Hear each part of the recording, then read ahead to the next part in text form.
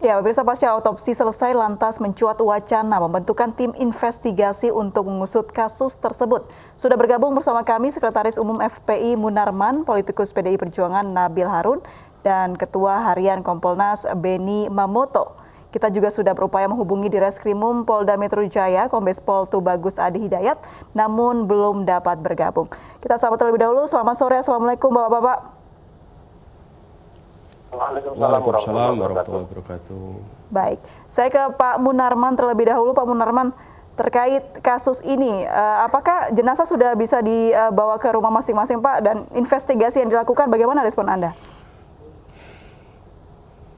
Ya, pertama-tama saya ingin koreksi dulu ya. iNews dari tadi saya dengerin beritanya penyerangan, mangkir, kemudian memiliki senjata api. Saya kira ini perlu diklarifikasi terlebih dahulu. Saya tidak mau mengikuti framing dan agenda setting dari teman-teman media. Saya harus tegaskan pertama-tama bahwa peristiwa ini bukan penyerangan terhadap pihak kepolisian. Karena apa? Karena yang mengikuti rombongan keluarga Habib Rizik beserta bayi dan anak dan menantu yang terdiri dari beberapa perempuan, ya, ada balita, ada bayi yang belum 1 tahun, itu betul-betul adalah gangguan dari pihak yang tidak menggunakan seragam. Itu satu. Pihak tersebut tidak diketahui sebagai petugas polisi karena satu, tidak menunjukkan kartu identitas anggota sebagai anggota kepolisian. Tidak pernah ditunjukkan. Yang kedua, tidak pernah menunjukkan surat tugas. Yang ketiga, tidak membawa surat untuk disampaikan kepada Habib Rizik atau siapa yang dimaksud.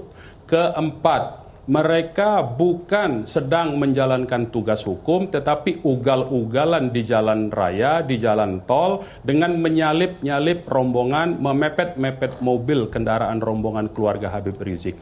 Jadi tidak ada upaya penyerangan. Nah, sebagai tim pengamanan, laskar yang menjaga keamanan dan mengawal Habib Rizik dalam perjalanan sejak dari Sentul hingga masuk ke jalan tol Cikampek, jalan tol Cikunir, Cikampek, Jagorawi, Cikunir, dan Cikampek. Mobil-mobil penguntit ini berkali-kali melakukan manuver-manuver. Jadi tidak betul penyerangan itu. Mobil-mobil ini sebagai tim pengaman, tentu saja para laskar berupaya untuk menjauhkan mobil ini dari rombongan Habib Rizik. Karena mobil ini tidak bertindak sebagai aparat hukum. Mobil ini ugal-ugalan, mepet-mepet, masuk ke dalam barisan. Apakah itu tindakan dari dari petugas Pak Munarman, mohon maaf saya potong, Pak Munarman. Kalau mau menyampaikan surat. Baik, Pak Munarman, Ya, mohon maaf silakan. saya potong. Akan kemana Rizik Syihab dan keluarga, Pak? Habib Rizik ini akan menuju tempat pengajian subuh keluarga. Baik. Dan sekaligus pemulihan terhadap kondisi Sakit apa, Pak? tubuhnya. Kalau kami boleh tahu. Karena beliau habis beliau general check-up kelelahan saja, ya. Nah, ini yang perlu juga diluruskan. Jadi saya meminta untuk teman-teman media tidak membangun framing. Ini yang berbahaya, ya. Apalagi penggunaan diksi-diksi mangkir. Habib Rizik tidak mangkir. Habib Rizik datang pengacaranya menyampaikan alasannya. Itu bukan mangkir namanya. Dan apa keperluan, kalaupun itu petugas hukum, apa keperluannya menguntit? Toh besoknya Habib Rizik dipanggil, jelas. Besok itu datang, apakah Besok Habib akan Rizik datang berarti, apakah Pak? pengacara yang datang? Kan tidak perlu. Besok Pak Rizik Tidak Syihab perlu akan ada datang tindakan berarti? penguntitan. Untuk apa? Untuk apa tindakan penguntitan itu, untuk apa? Pertanyaannya. Dan siapa petugas hukum itu? Dari direktorat apa? Dari satuan kriminal apa? Dari satuan reserse Baik, kriminal apa? saya langsung konfirmasi ke Pak Beni Mamoto, Ketua Umum Kompolnas, Pak Munarman. Oh, masih terputus sambungan kami. Baik, saya akan ke Gus Nabil, ke Pak Nabil Harun. Pak Nabil, apakah Anda setuju dengan pembentukan tim khusus untuk investigasi hal ini?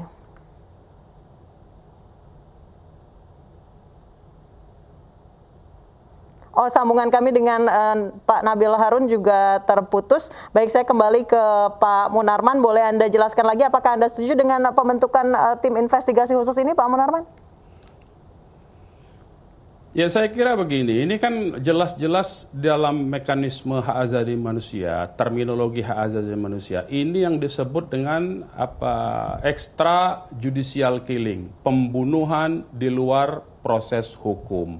Artinya, kalaupun ada tindak kejahatan, kalaupun sekali lagi, kalaupun ada yang dianggap perbuatan pidana, maka tetap harus ada tindakan-tindakan hukum, bukan dengan penembakan. Kalau tiba-tiba dilakukan penembakan, pertanyaan saya, siapa atau petugas mana yang terkena tembakan? Berapa jumlah selosong peluru yang dikeluarkan oleh para penyerang? Baik, Anda sudah memegang hasil otopsi, Pak? Demikian. Dan bagaimana mau memegang hasil otopsi? Sampai sejak peristiwa pukul 1:30 malam hari Minggu malam Senin sampai dengan hari ini, kami maupun keluarga tidak memiliki akses terhadap jenazah. Ini dalam kontrol dan kendali penuh pihak kepolisian. Ini akses saja tidak diberikan kami, informasi saja tidak diberikan. Jadi jelas-jelas tindakan ini baru informasi sepihak. Karena itulah mekanisme hukum extrajudicial killing ini mesti dilakukan penyelidikan. Dan saya setuju Komnas HAM memimpin penyelidikan dan penyidikan terhadap kasus pelanggaran HAM berat. Ini gross violation of human rights, ya. Karena ini terencana, ada target-target, mereka menguntit sejak dari Sentul, kemudian mereka berusaha melakukan manuver-manuver dan memprovokasi, tapi alhamdulillah laskar kami tidak terprovokasi. Sehingga kemudian mereka tidak berhasil mentarget Habib Rizik, menjadikan laskar kami sebagai sasaran pelampiasan kemarahan mereka. Ya, baik, kita ke Pak Nabil Harun. Pak Nabil Harun, mengenai kejadian ini atau kasus ini di mana dari FPI diikuti begitu. Respon Anda seperti apa? Ya, saya kira aparat penegak hukum harus betul-betul mengambil tindakan yang tegas jika memang saat kemudian ada pihak-pihak yang sudah melakukan perlawanan terhadap penegak hukum. Jadi saya kira tindakan yang dilakukan oleh polisi sudah tegas. Tegasnya yang seperti apa, Pak? Maksud Anda tindakan tegas itu seperti apa? Ya, jadi ketika kita sudah tahu bahwa kemarin FPI juga memiliki senjata tajam, memiliki pistol dan lain sebagainya, saya kira ini sudah membahayakan. Namun hal ini disanggah, betul Pak Munarman, disanggah oleh teman-teman rekan-rekan dari FPI bahwa untuk kepemilikan senjata tajam dan senjata api? Inilah anggota DPR tapi hanya menerima keterangan sepihak dari konferensi pers kepolisian. Anggota DPR itu punya hak penyelidikan. Mbok ya punya otak melakukan penyelidikan. Jangan mengikuti saja begitu informasinya. Pak Munarman, dengan kata lain Anda menuduh kepolisian menyebar hoax gitu, Pak Munarman? Ya, hoax itu semua fitnah besar itu. Jadi sebagai anggota DPR mestinya itu melakukan penyelidikan, bukan mengikuti informasi. Tidak betul anggota FPI itu memiliki pistol dan senjata tajam dan melakukan penyerangan. Itu hoax, fitnah. Kami bisa punya buktinya itu. Kami punya buktinya. Buktinya apa, jadi Pak? Anggota DPR mestinya menerima, memverifikasi. Pak Munarman, bukti yang Anda pegang apa, Pak? Mobil kami, mobil anak kami yang dipepet. Ada rekamannya kita, ya. Ada rekamannya. Baik, terkait rekaman yang Anda sebutkan tadi, Pak. Ya, isu-isu yang beredar, ada rekaman yang bocor. Nanti itu jadi bukti hukum kita, itu jadi bukti kita. Baik, ada informasi juga, ada bukti voice note atau rekaman yang menyebutkan bahwa rekan-rekan dari Front Pembela Islam ini sudah mengetahui kalau itu adalah mobil polisi yang sedang menyamar, makanya tidak pakai seragam. Loh, sekarang urgensi pihak kepolisian menguntit itu apa? Kalau ini sebuah tindakan hukum, urgensinya apa? Kan panggilannya itu jelas besok, hari Senin. Sementara dia menguntit itu hari Minggu. Urgensinya apa? Kan panggilan sudah 2 kali panggilan belum datang, Pak. Baru pengacaranya saja. Iya, urgensinya apa? Urgensinya apa pertanyaan saya? Secara hukum urgensinya apa? Coba, jawab. Urgensi penguntitan, manuver-manuver memotong. Mungkin yang bisa menjawab polisi, Pak. Habib Rizik itu urgensinya apa? Loh iya, justru itu. apa yang dinyatakan oleh Kapolda itu mesti diverifikasi, tidak bisa diterima begitu saja. Artinya itulah gunanya perlu penyelidikan oleh pihak Komnas HAM. Ini extrajudicial killing, gross violation of human right, pelanggaran HAM berat karena Baik, ini silakan terencana Pak Nabil, menghabisi tanggapi. anak-anak FPI sebanyak 6 orang.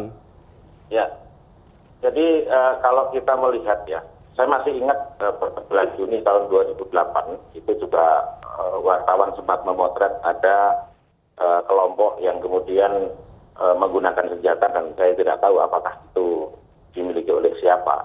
Tapi yang jelas sampai sekarang dan saya juga mendengar bahwa kalau mungkin secara FPI, secara institusi tidak mempersenjatai, tapi bisa jadi, tapi faktanya kita bisa uji. Jadi tinggal nanti bagaimana saintifiknya menguji apakah itu dimiliki oleh FPI atau tidak. Namun kita bisa melihat bahwa selama ini mulai dari kepulangan Habib Rizik sampai kemudian pemanggilan yang dilakukan oleh polisi ini tidak mendapatkan tanggapan yang bagus. Bahkan ketika kemarin kemudian penyidik ingin mengirimkan surat pemanggilan kedua itu juga dihalang-halangi di Petamburan. Kemudian saya kira langkah polisi ketika menguntit atau mensurveillance Habib Rizik sudah betul lah. Karena di pemanggilan ketiga ketika kemudian polisi harus menjemput paksa MRS, maka polisi juga harus tahu persis lokasinya di mana kan begitu. Baik, Pak Munarman silakan dijawab. Karena sudah 2 kali Bapak Rizik Syihab ini tidak datang di pemanggilan polisi. Ya paham. Pertama begini dulu ya, ini anggota dewan berarti sama sekali tidak mendalami dan memverifikasi informasi. Hanya informasi sepihak dari media, ya, dari pihak kepolisian yang media selalu cover both sides, Pak, mohon maaf. Dewan ini.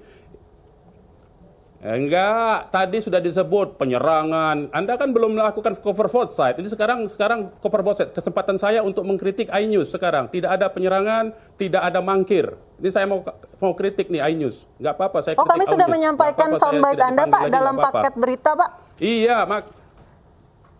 Iya, makanya saya sampaikan. Tapi iNews kan terus menggunakan diksi, penyerangan oleh anggota FPI, penggunaan senjata, kepemilikan senjata. Nah ini anggota dewan ngikutin ini, tindakan tegas oleh. Jadi anggota dewan ini tidak paham hukum, tidak mengerti konsep hak asasi manusia itu. Dilarang menggunakan kekuatan secara berlebihan. Excessive use of power, ya itu tidak diperkenankan. Baik, Pak Munarman, mungkin Anda boleh menjawab soal polisi yang dihalang-halangi saat akan menyampaikan surat pemanggilan, Pak? Tidak ada dihalang-halangi. Itu polisi diminta menyampaikan surat kepada pengacara. Yang mana dihalang-halangi? Itu polisinya waktu diminta suratnya ketinggalan kok. Jadi anggota dewan ini ngawur juga menurut saya. Jadi tidak ada itu. Jadi jangan dimakan informasi Baik, Pak Nabil silakan dijawab. Ya. Jadi tidak dihalang-halangi. Katakanlah sekarang. Ya. Jadi kalau saya dibilang ngawur oleh Pak Munarman saya tidak masalah. Tapi daripada saya dibilang ngawur oleh jutaan rakyat yang lain. Lanjut saja Pak Nabil, tanggapan Anda? Ya, jadi begini, saya mempersilahkan dan kita semua minta kepada polisi untuk segera menunjukkan seluruh bukti-bukti yang dimiliki untuk dapat menunjukkan supaya masyarakat dan ini tidak bias lagi. Karena kita tahu ada 2 versi, ini ada berita versi polisi dan ada berita versi dari FPI. Nah, tinggal nanti kita buktikan secara saintifik seperti apa. Namun saya yakin bahwa langkah-langkah yang dilakukan polisi sudah bagus. Misalnya ketika polisi kemudian dalam kondisi terdesak terancam dirinya, maka membela diri itu sebuah hal yang wajar. Baik, Pak Munarman, tadi Anda menyebutkan bahwa Anda difitnah dan tidak percaya pernyataan dari polisi. Berarti nanti apapun hasil otopsi dan lain sebagainya yang dikeluarkan oleh polisi akan Anda sanggah? Apakah akan melakukan otopsi sendiri atau investigasi sendiri, Pak? Otopsi itu harus persetujuan keluarga. Sampai hari ini keluarga tidak pernah memberikan izin otopsi. Ya, jadi dari mana hasil otopsi itu? Jangan ngarang-ngarang juga menurut saya. Ya, nah sekali lagi ini ada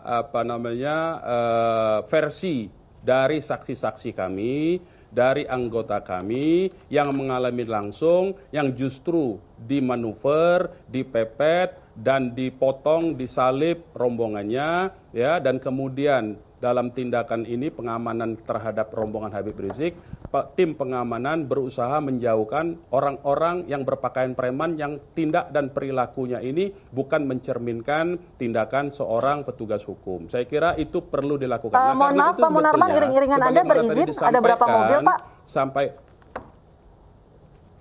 8 mobil semuanya. Berizin, ya, 4 Pak, mobil keluarga, bahwa akan 4 melakukan mobil konvoy? pengawal. Ya. Berizin maksudnya berizin apa? Akan melakukan konvoy Dari mana 8 mobil dan tidak boleh disalip sama sekali, bagaimana Pak? Iya,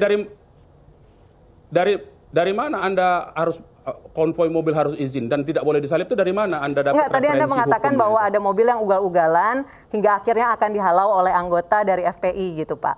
Berarti tidak boleh disalip sama sekali yang iring-iringan 8 mobil itu? Ya kalau mobilnya menyalip kemudian memepet, memprovokasi, apakah boleh? Anda kalau dalam kendaraan Anda disalip-salip orang, diprovokasi, mau Anda? Oke, baik. Mau Saya kembali ke Gus Nabil, silakan. Anda dilakukan begitu? Tanggapannya Pak? Gimana Pak? Silakan tanggapannya Gus Nabil, bahwa polisi memprovokasi dan lain sebagainya, bahwa polisi telah melakukan extrajudicial killing dan kekerasan yang dilakukan oleh kepolisian. Ya silakan saja kalau Pak Munarman merasa itu extrajudicial, silakan dibuka saja. Kan ada langkah-langkah hukum yang bisa ditempuh. Baik Pak Munarman, apa langkah? Begini. Baik Pak Munarman, apa langkah kepolisian yang akan Anda lakukan selanjutnya? Apakah akan mendatangi kepolisian terkait hal ini?